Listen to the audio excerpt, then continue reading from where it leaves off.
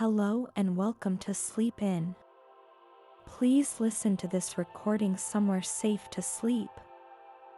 Take a nice deep breath in and let's begin. The Gift of Magi by O. Henry. $1.87. That was all.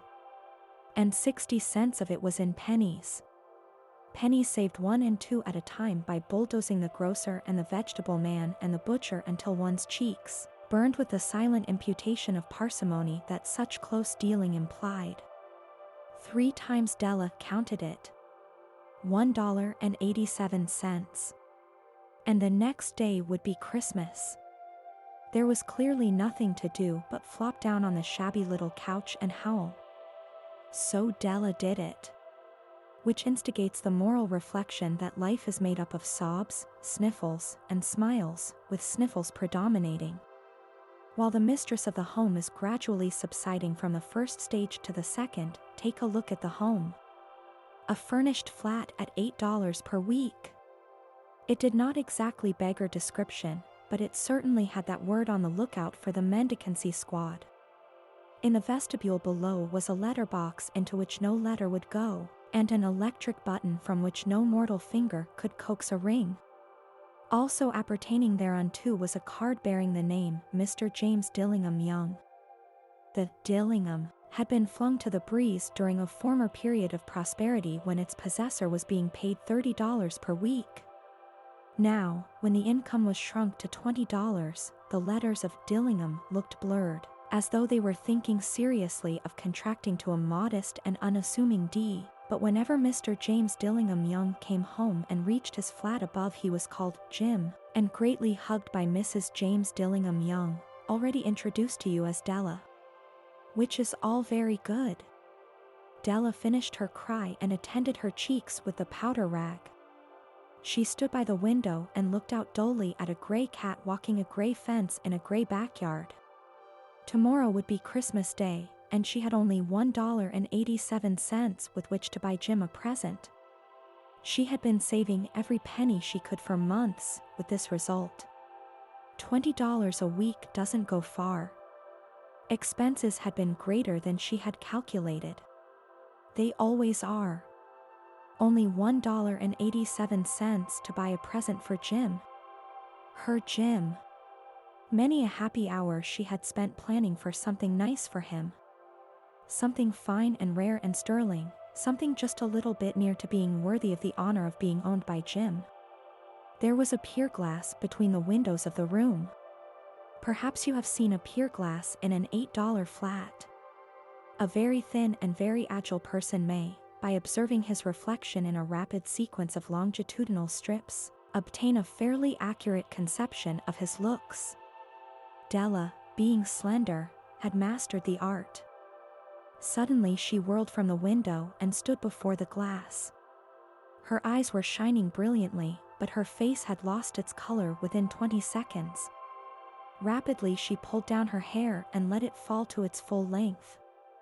Now, there were 2 possessions of the James Dillingham Youngs in which they both took a mighty pride.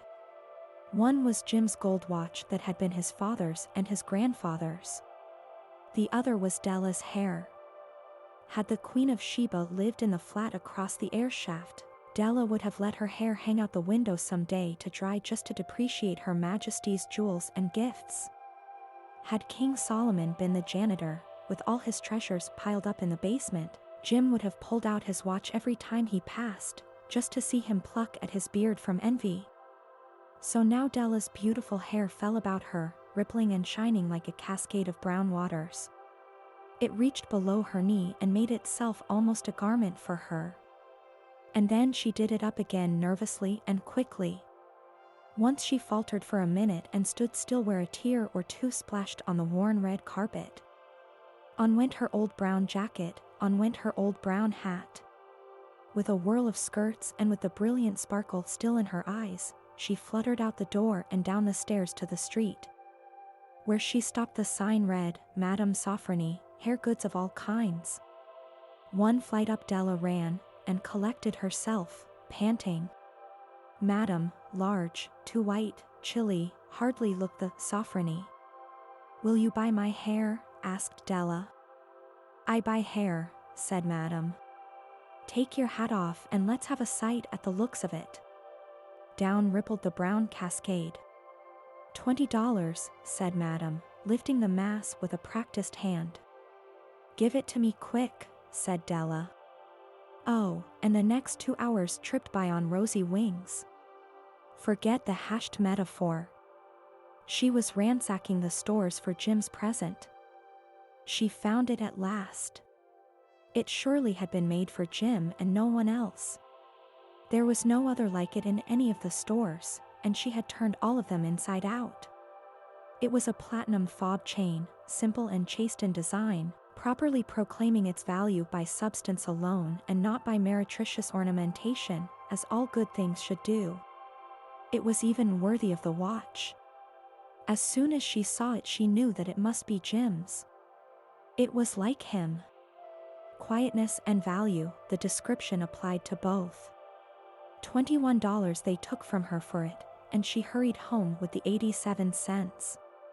With that chain on his watch, Jim might be properly anxious about the time in any company. Grand as the watch was, he sometimes looked at it on the sly on account of the old leather strap he used in place of a chain.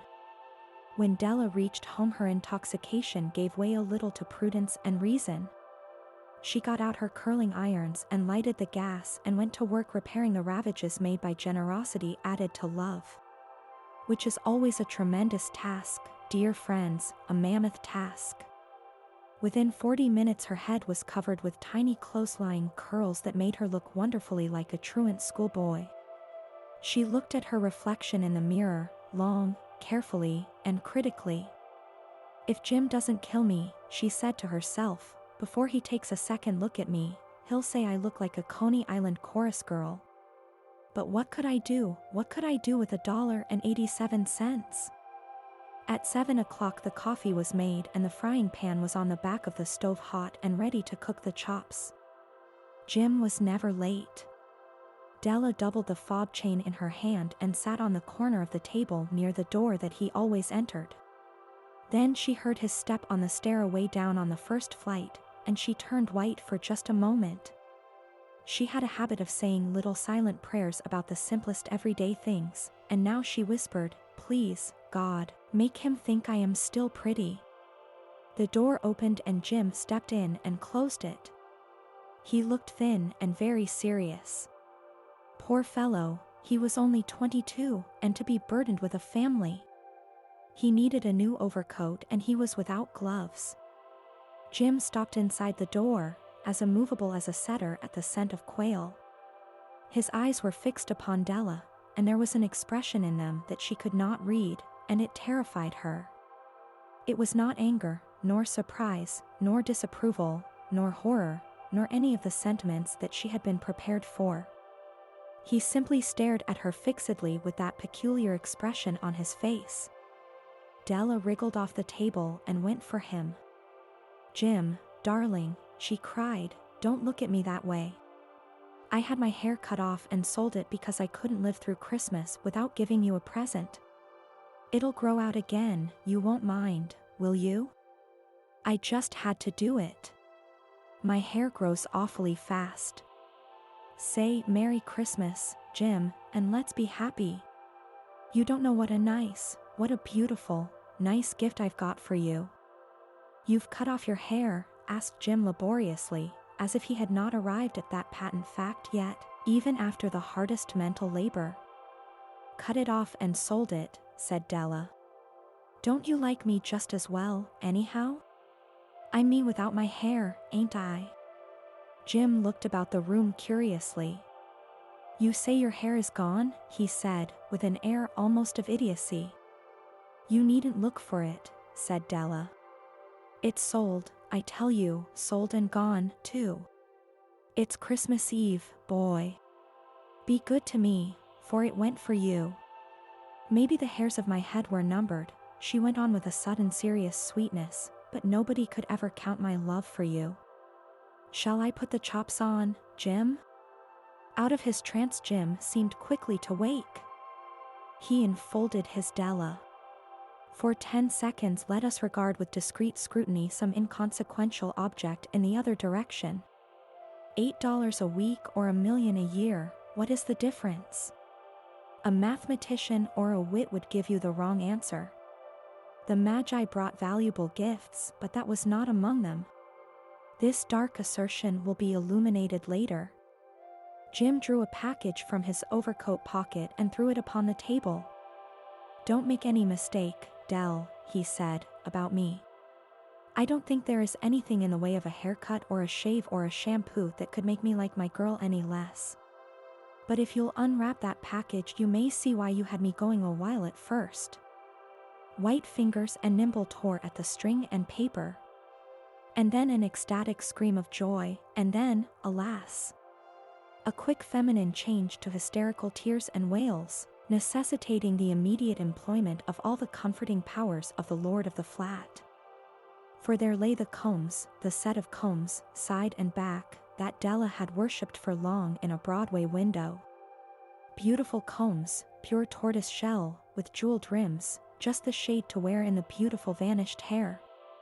They were expensive combs, she knew, and her heart had simply craved and yearned over them without the least hope of possession. And now, they were hers, but the tresses that should have adorned the coveted adornments were gone. But she hugged them to her bosom, and at length she was able to look up with dim eyes and a smile and say, "My hair grows so fast, Jim." And then Della leaped up like a little singed cat and cried, "Oh, oh." Jim had not yet seen his beautiful present. She held it out to him eagerly upon her open palm. The dull precious metal seemed to flash with a reflection of her bright and ardent spirit. "Isn't it a dandy, Jim? I hunted all over town to find it.